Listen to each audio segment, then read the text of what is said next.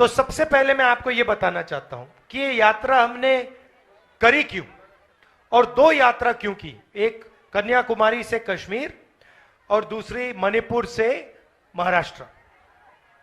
क्योंकि हमें लगा कि देश में बीजेपी ने, आरएसएस ने नफरत का माहौल फैला रखा है, हिंसा का माहौल फैला रखा है और एक धर्म को दूसरे धर्म से लड़ाते हैं, एक जात को दूसरी जात से लड़ाते हैं, आदिवासी को किसी और से लड़ाते हैं, एक भाषा को दूसरी भाषा से लड़ाते हैं।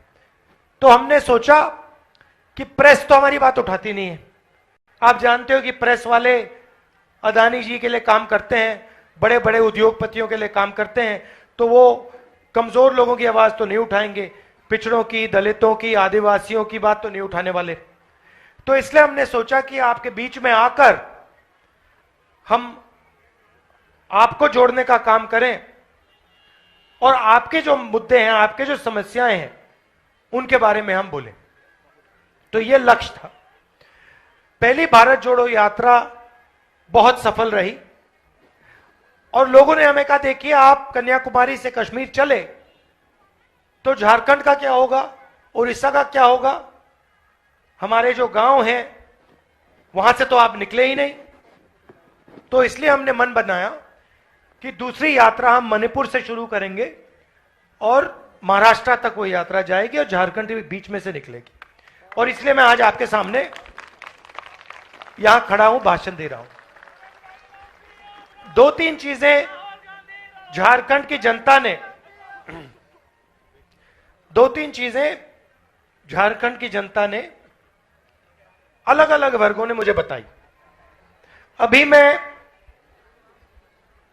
आदिवासी गांव से आ रहा हूं, वहां पे हमने आदिवासी महिलाओं से बात की और उन्होंने हमें बताया कि पूरे झारखंड में, पूरे देश में आदिवासियों से उनकी जमीन छीनी जा रही है, किसी ना किसी बहाने से। अंत में यह होता है, विकास का नाम लिया जाता है, सड़क बनाने का नाम लिया जाता है, मगर अंत में आदिवासी को पता लगता है कि उसकी जमीन हड़प ली गई है या किसी एनजीओ को पकड़ा दी गई है या किसी अरबपति, अदानी जैसे व्यक्ति को पकड़ाई दी। तो ये आदिवासियों का सबसे बड़ा मुद्दा है, उन पे केस लगा दिए जाते हैं। इसी अभी कुछ ही देर पहले एक एनजीओ की जमीन है, वहां पे आदिवासियों की जमीन छीन ली, उनको कॉम्पनसेशन तक नहीं दिया और उनकी जमीन लेकर एनजीओ में डाल दी। उन व्यक्तियों से मैं मिला, फिर अफसर से मिला। तो पहले अफसर मुझे कहते हैं, देखिए ये तो ग्राम सभा की जमीन थी। तो फिर उन्होंने मुझे कागज दिखाया, जो व्यक्ति की जमीन गई उसने कागज दिखाया। तो फिर मैंने अफसर से कहा, भैया ये आप बताओ, ये क्या कागज फर्जी हैं क्या, ये व्यक्ति झूठ बोल रहा है क्या? कहते हैं नहीं, झूठ तो नहीं बोल रहा है। तो फिर मैंने बोला, फिर ग्राम सभा की जमीन है नहीं, इसी की जमीन है। तो ये पूरे झारखंड में, पूरे जहां भी आदिवासी लोग हैं वहां पे ये हो रहा है।